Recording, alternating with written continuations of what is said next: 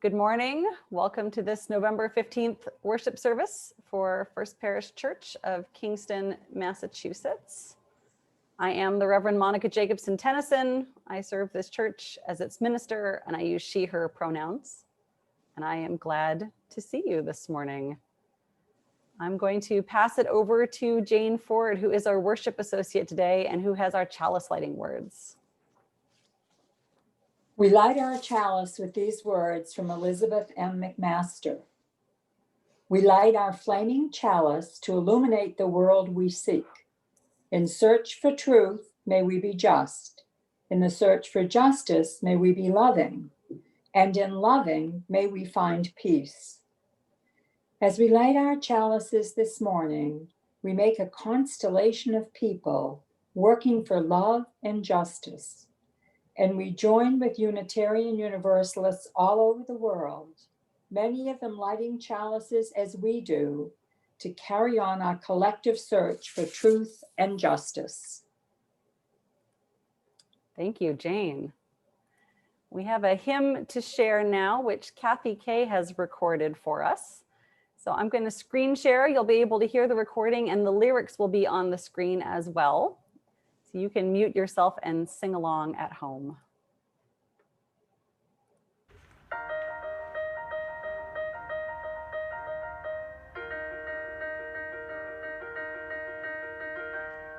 Morning has come, arise and greet the day.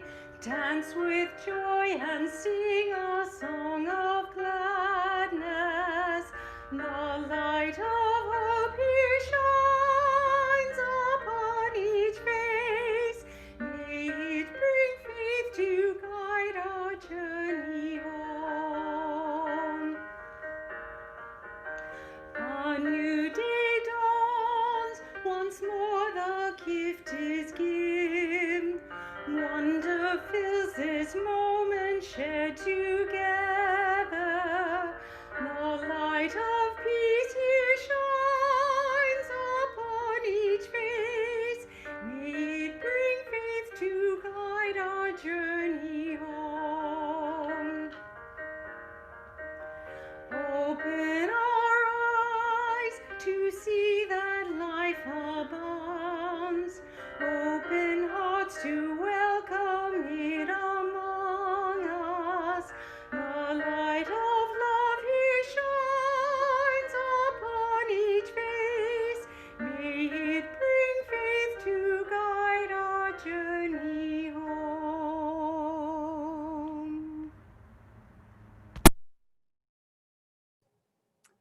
So my appreciation to Kathy and Tony for recording that for us.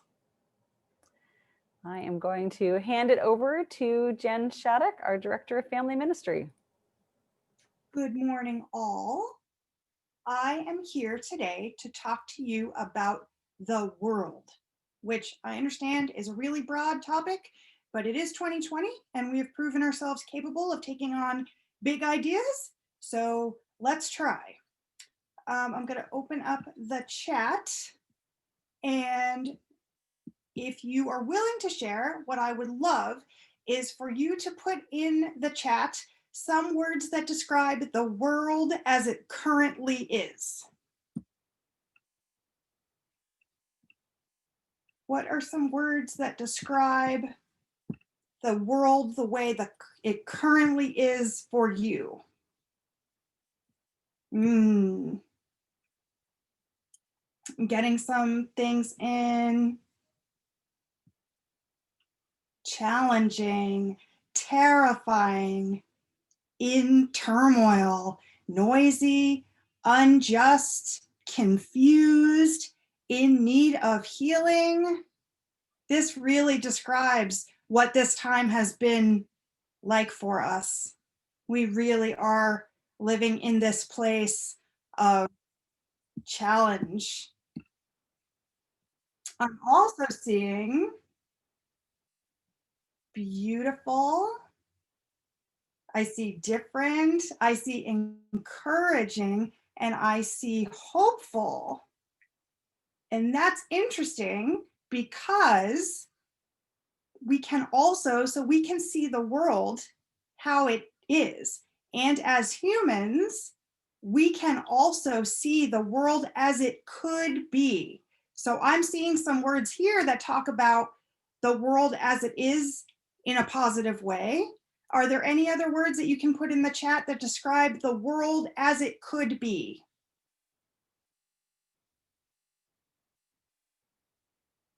Loving, yes.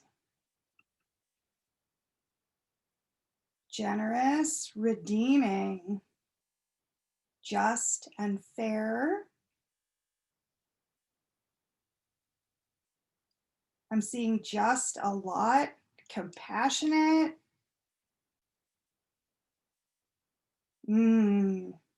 Peaceful. Yeah.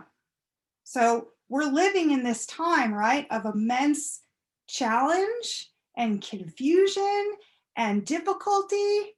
And also, we have a vision of a different world. We're living in this space between, in this tension between these things. And I know that doesn't seem like really good news, probably to anybody, that we're living in this space between. But this space between has a name. This tension has a name. And the name for this tension is, believe it or not, faith. When we're living in a time of challenge and we have a vision of the way that things could be, we see it glimmering maybe far off, but we do have this vision. We have faith in ourselves to create, to repair, to make peace and justice. And as long as we have that faith, as long as we're living in this tension between these two sets of ideas, all is not lost. Even in a difficult time, we are still here and we do see those glimmers far off. And we're here together. And that is a wonderful, life-giving thing. And Jane, I believe, has a poem for us about this very idea. So I'm going to pass it to her so we can hear that. Accident, Mass Ave by Jill McDonough.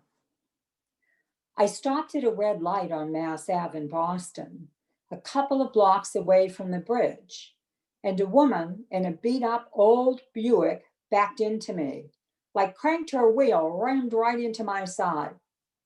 I drove a Chevy pickup truck. It being Boston, I got out of the car yelling, swearing at this woman, a little woman whose first language was not English. But she lived and drove in Boston too, so she knew, we both knew, that the thing to do is to get out of the car, slam the door as hard as you effing can, and yell things like, "What the F were you thinking? You effing blind? What the F's going on? Jesus Christ." So we swore at each other with perfect posture, unnaturally angled chins. I threw my arms around, sudden jerking motions, with my whole arms, the backs of my hands towards where she had hit my truck. But she hadn't hit my truck. She hit the tire. No damage done. Her car was fine too.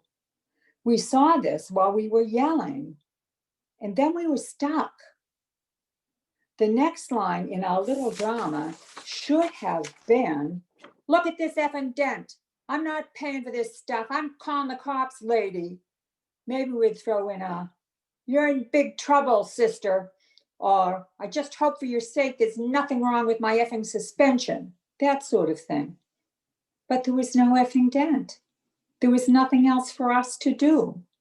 So I stopped yelling, and she looked at the tire she'd backed into, her little eyebrows pursed and worried. She was clearly in the wrong. I was enormous, and I'd been acting as if I'd like to hit her. So I said, "Well, there's nothing wrong with my car.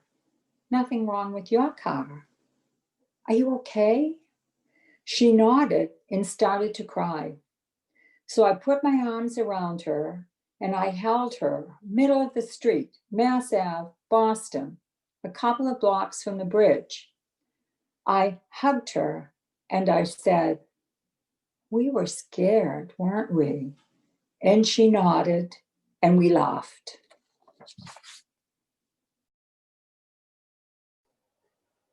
Thank you, Jane, for that reading. And thank you, Jen, for that time for all ages. We have another hymn to share. So again, I'm going to put it on the screen. This is hymn number 1031, Filled with Loving Kindness. It is the text from the Buddhist Metta meditation. So please join in as you are willing and able.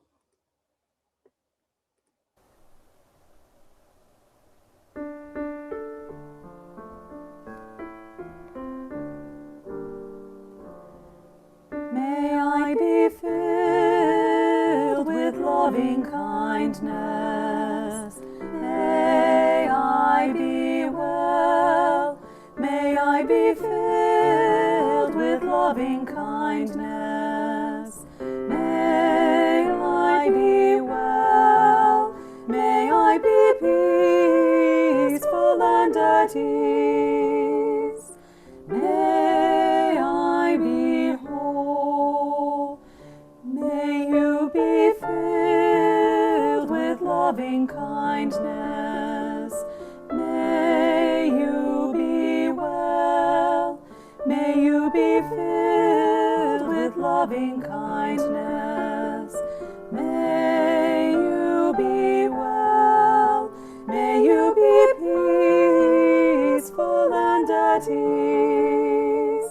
May you be whole. May we be filled with loving kindness. May we be well. May we be filled with loving kindness. May we be well. May we be peaceful and at ease. May we be whole.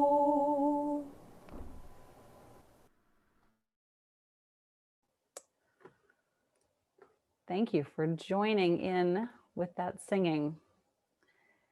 So in this service so far, we've named this tension between the world as it is and the world as it could be, and the faith that it takes to keep holding the vision of the better world.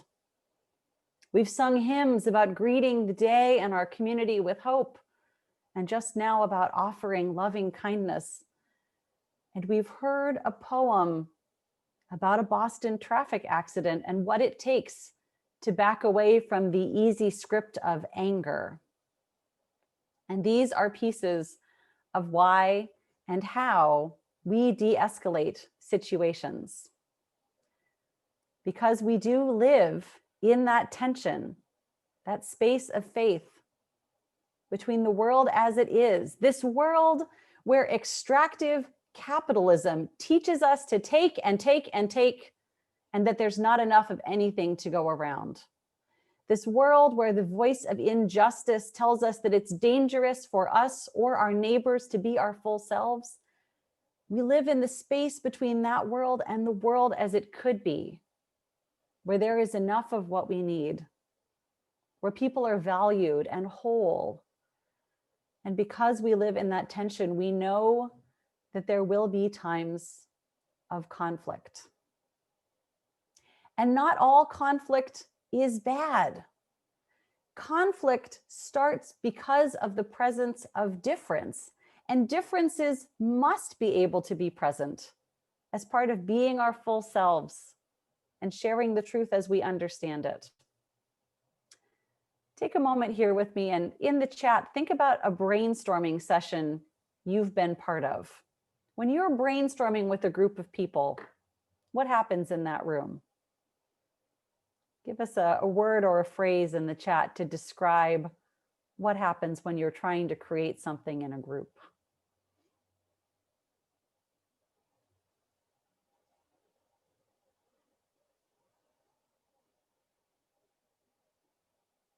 I see growth. I see confusion, impatience, ideas flow.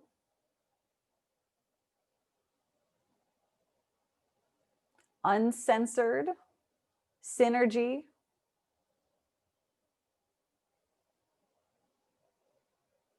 frustration. Possibilities emerge, openness. So I'm seeing these words that describe sharing ideas and listening, these words that describe that many different ideas pop up. And I see misunderstandings too. All these things happen because many different ideas are coming forth. We could describe this as a kind of conflict.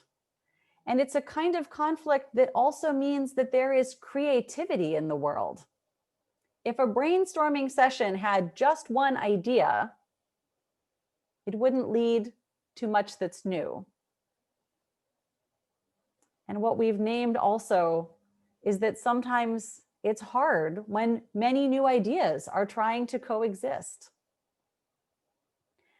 So this discussion about what it means to de-escalate starts from the idea that there will be differences and that they can be held in a relationship that helps to make the world as it could be, the world as we'd like for it to be, the world where there is room for more people to be their whole selves. And it names that we know that sometimes de-escalation is needed to prevent or to decrease violence.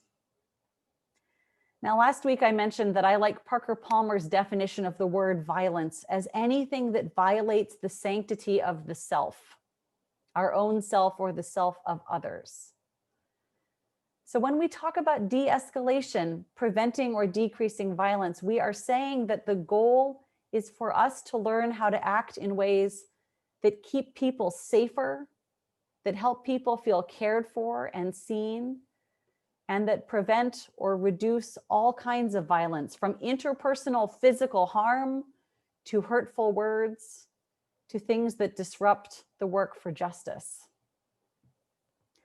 At the end of October, I went to a de-escalation training led by a few young adults from the Climate Disobedience Center. They offered us some helpful, tangible tips. And some of you last week said, that's what you want. You want the practical tips. So I am here this morning to share what I learned from those folks. De-escalation is 90% observation. It all is rooted in paying attention to what's going on, noticing a place where your presence might make a difference, including noticing if your presence or your actions are turning out to be not a good fit for the situation, and perhaps you should withdraw and let someone else take a turn. Noticing how you're doing grounding yourself. Noticing how things are laid out in the space where you are. Practical questions like, where are the exits, or where is there a quiet place where I might take someone aside for a conversation? Noticing where your assumptions might be getting in the way. Maybe you have an idea of what things should be like. And when you pause to think if that idea is going to be the most helpful, you might notice that it's rooted in a desire to suppress conflict rather than a desire to prevent harm. Pausing, noticing, and reflecting on what you notice is the place from which we begin. If you notice a situation and want to try to go in and de-escalate, the first piece of the art of de-escalation is consent. When you want to intervene, you begin by asking something like, hi, could you just come over here and speak with me for a sec? Or, excuse me, could I step in here? Because the world as it could be, the world where we are whole and valued, is the world where we communicate that respect and value to each other in every way we can. The second piece of the art of de-escalation is about using your presence to calm those around you. So here is another chat box invitation for you. Can you think of a time when someone else's presence grounded you? And what qualities can you remember from their behavior, from the way they carried themselves? What helped you ground yourself in interacting with another person?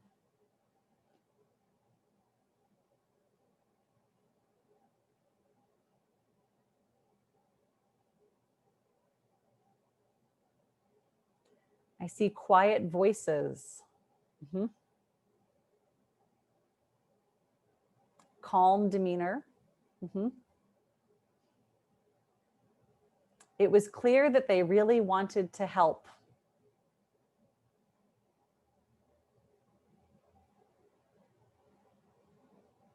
Speaking slowly.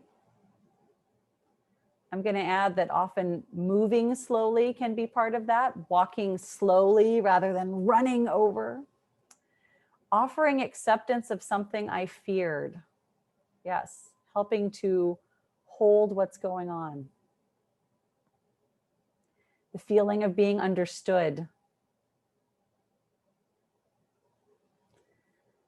So we have both these behavioral cues that we give to other people to help them begin to feel a little safer. Moving slowly and deliberately, speaking slowly or softly.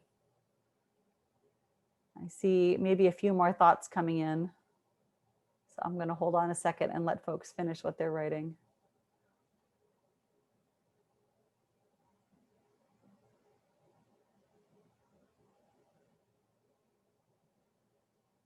And while folks are writing, I'm going to share with you something that one of the rabbis on this de-escalation training said, which is nothing beats a genuine human connection. It is the most powerful thing we offer each other. I see from the chat box, election night, while on the brink of despair, I heard someone on the network I was watching say, get off the ledge, we got this. Can offer these reassurances to each other. One thing we know is that when people are emotionally escalated, especially where there's an ideological difference that people are disagreeing across, reason and persuasion don't often reach people very well. If you are feeling threatened and unsafe, and someone says to you, let me quote some statistics to you, do the statistics help you feel much safer? Or do you say, I don't care. Some part of my brain feels so unsafe right now. Because really, what we are living in all the time is those fundamental questions. Am I safe? Do I belong? And can I matter? And what we seek to do when we are helping to de-escalate a situation is to say, you are safe, or at least you are safer than you might be feeling right now. And it's okay. You can belong in this relationship, even across difference. And you and your life matter. And that's why we are having this interaction.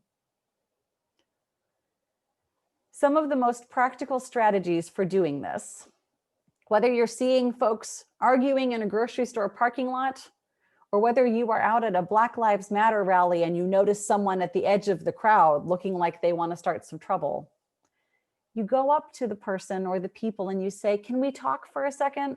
I just wanted to introduce myself. You take the person who is escalating the situation aside and you say, tell me what's going on for you. You can use simple affirmation, which is not the same as agreeing with what the person is saying. It's about helping the person to feel heard. So you can say, oh, I hear you. Yes, it sounds like that's very hard for you. That helps people to feel a little more connected.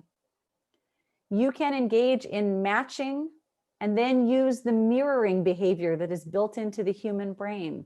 So if someone is yelling and throwing their hands around, you can begin by matching the level of intensity they have and say, wow, you're really feeling something. Tell me about it. And then as the conversation goes on, you can begin to lower your volume, to slow the speed of your speech. And the mirror neurons in the other person's brain will encourage them to begin to slow down as well. And the final strategy is the strategy of disengaging. If you try to intervene in a situation and your presence really doesn't seem to be helping, you can say, you know, maybe I'm not the right person to be involved here. I'm gonna step away and see if somebody else can help. You can back off and just kind of keep track of the situation. Be available, but not up close to folks. These are all tools that are available to any of us in a variety of situations. Now, our trainers told us, and I want to repeat to you, that if you ever find a situation where someone is intent on causing harm, it may be a situation that you cannot de-escalate. And so your attention then is on keeping people safe. If someone is determined to be engaged in yelling, in physical violence, your role then is to say, you know, I need to protect myself. I need to encourage some other folks to kind of move away from this situation. Not all situations are places where you're able to walk up and say, hi, let's talk for a moment, and everything will just settle down. But in many cases, a calm person coming in and saying, hey, can we talk for a second, can make a difference. Let's talk a little bit more about the observation of self that you need to be able to do if you are going to go into one of these situations. It's important that you know what panic feels like in your body, that you can notice when you feel so overwhelmed that this is not a time for you to try to calm someone else. And in contrast, it's important to notice what calm feels like in your body when you are grounded and centered, when you have the kind of presence that can do for others what we described earlier in the chat. There are some simple tools you can use, whether or not you are de-escalating a situation, that bring more calm to your body. So one basic way to help yourself feel safer in any situation is to simply look around. This is a teaching from Resmaa Menakem, who is a therapist in the Minneapolis area and who has done a lot of work with embodiment and with how to help people live in their bodies in this difficult world.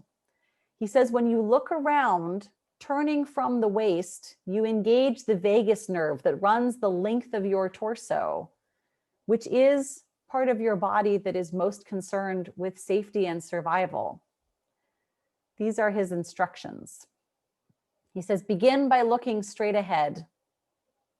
As you're looking straight ahead, notice what is happening.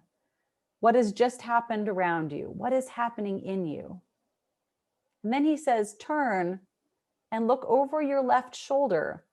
Use both your neck and your hips. So really turn your whole body to look over your left shoulder.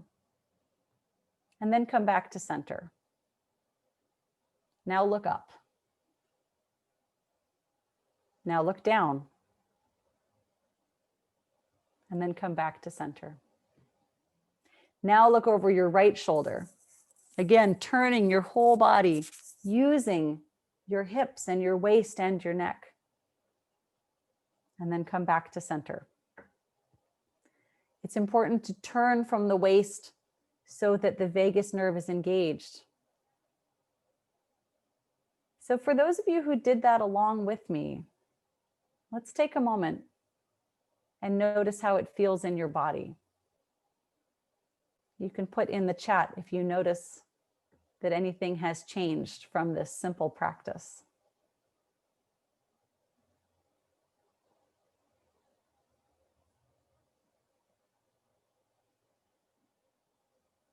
And if you didn't do it before and you'd like to try it now, that's okay too.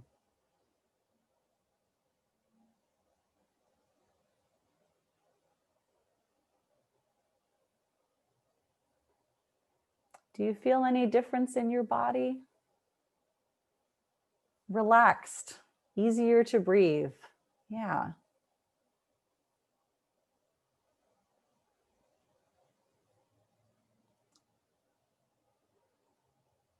I see some more folks trying it. So just as we ask ourselves these questions, am I safe? Do I belong? Can I matter? There is a part of us that is trying to keep track of what's going on around us. I see more space inside. That's right. So there's a part of us that's preoccupied with this question. What is going on and am I safe? And turning and looking in a way that our bodies understand helps us feel more settled and safer. So this is one powerful grounding practice. Another is simply to take a breath. During our training, we discussed always taking a deep breath before doing anything, before stepping forward, before beginning to speak. Simply breathing is a reset, which tells your body, oh, I'm still here. I'm still okay. So these are some of the simple strategies we can use for ourselves and in relationship to others to help there be more peace in the world, more peace in us, more peace in our communities. During this de-escalation training, we asked the question, what is peace? And together we arrived at the answer that peace does not mean suppressing or covering up conflict or anger or chaos. What peace means is a state of more wholeness, more connectedness, a place of nonviolence where healing can occur. And the path to get there can involve space for people to express anger. It can involve chaos.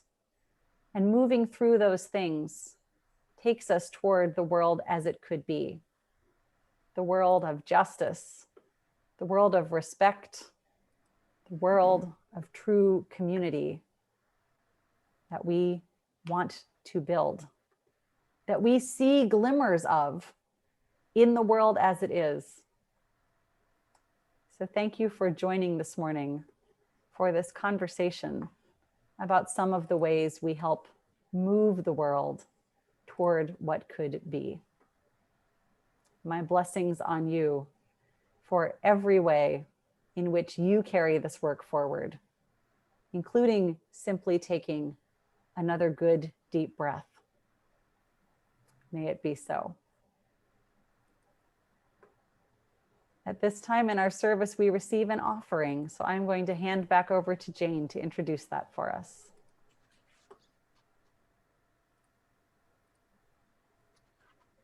At this time in our service, we pause to receive an offering. You can give it the link in our chat box or by mailing a check to the church office.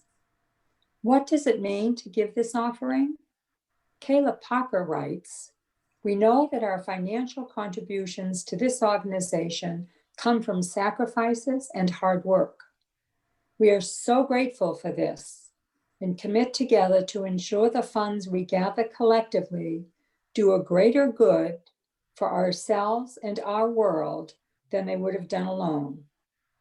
May there be an offering to sustain and grow the life and mission of this congregation. May we give in love and hope.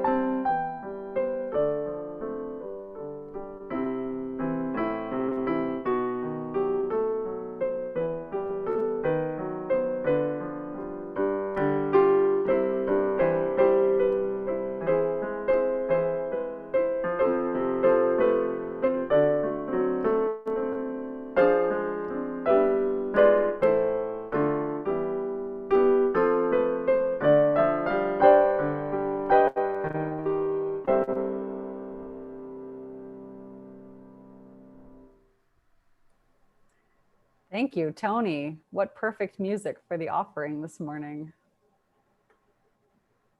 At this time, we will have closing words so that we can conclude our recording of the service. And then after that, we will have a chance to share joys and sorrows together as a community. The closing words today are by Pema Chodron. The peace we seek is not a peace that crumbles whenever there is difficulty or chaos. Whether we are looking for inner peace or world peace or a combination of both, the way to experience it is to build on the basis of unconditional openness to everything that happens. Peace is not an experience free of challenges, free of rough and smooth.